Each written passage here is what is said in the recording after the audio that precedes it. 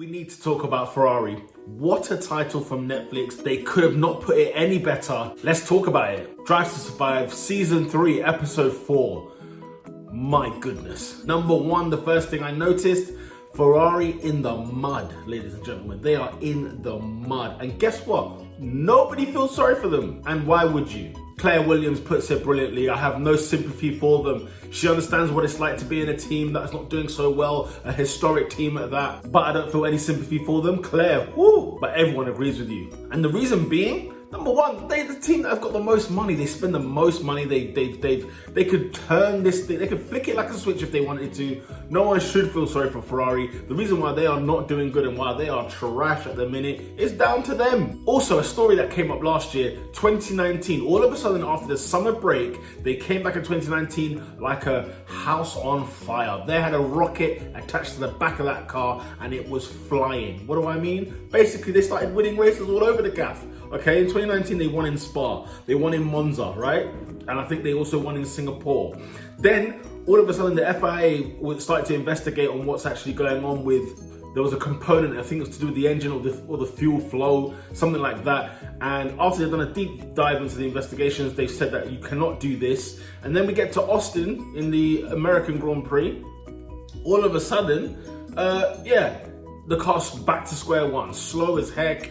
Even probably worse. And 2020, ladies and gentlemen, was the worst Ferrari I've seen in a very, very long time because they were bending the rules. I mean, come on, Ferrari, come on. So the only reason why they were even quick last year, 2019, was because they were doing things illegally. So they had an illegal engine or car, however you want to put it. And when you go back to playing the rules, guess what, Ferrari? You're nowhere to be seen. And Ferrari, you've got good form for this. Teams don't like you because of the fact that you bend the rules, the fact that you get away with a lot of things. I mean, if you think about it, if you had an illegal car in Formula One and the punishment is what? And that's the thing, FIA kept it quiet. They said, oh no, we're not going to disclose what the further investigation was. Excuse me, you need to open that up. We need to see what on earth has gone on. How much have they been fined? Why is there no points taken off their team? What, if this was somebody else, I'll tell you what, if this was a Haas, see you later. Number two, confidence in F1 is everything. Well put there by Charles Leclerc. He was referring to the season that has just happened and he was referring to the life of an F1 driver. And what you notice in both drivers, remember last season's Drive to Survive when I spoke about Ferrari, Sebastian Vettel lost his confidence, wasn't really the same guy that we got to know from Red Bull and even in his early Ferrari days.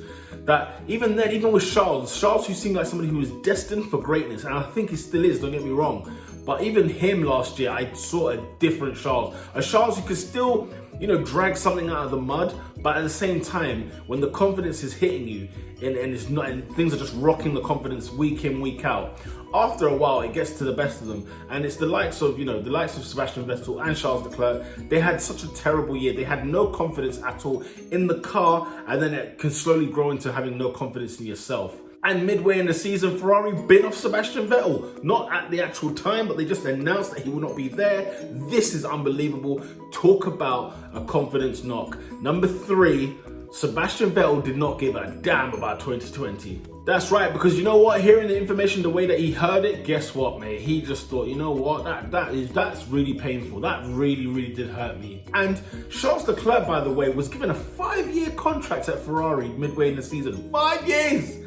Not even Michael Schumacher got 5 years at Ferrari. This is unprecedented territory.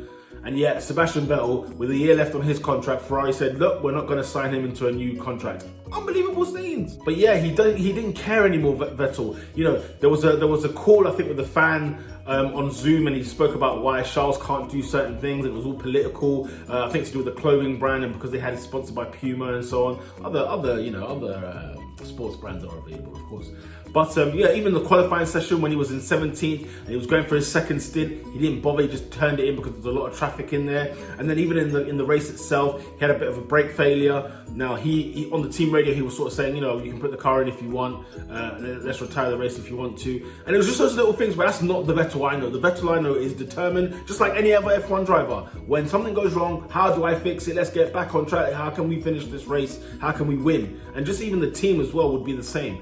But Sebastian Vettel gave that vibe of, listen, man, you don't want to do me dirty. Fine. And to top it off, on the 1000th Grand Prix weekend for Ferrari, celebrating 1000 Grand Prix, which is astonishing. Guess what? That's the same day Sebastian Vettel announces he is joining Aston Martin for 2021. Bang! With the bombshell right there. And oh my goodness, that is the level that this got to. Sebastian Vettel did not give a damn. I'll tell you that right now. He did not give a monkeys about Ferrari and their politics and their nonsense. He was in it for himself. Christian Horner, there's a clip of him where he talks about, own this situation, make it yours, And Vettel sort of, I think, took heed to that. And bang, when the time was right, in his perfect timing. The story obviously is that Sergio Perez was told the night before that he will not be staying at Racing Point, Aston Martin, and so that was that kind of the good excuse. But come on, Sebastian might have given a little phone call to Racing Point and said, yo, when we gonna flip the script?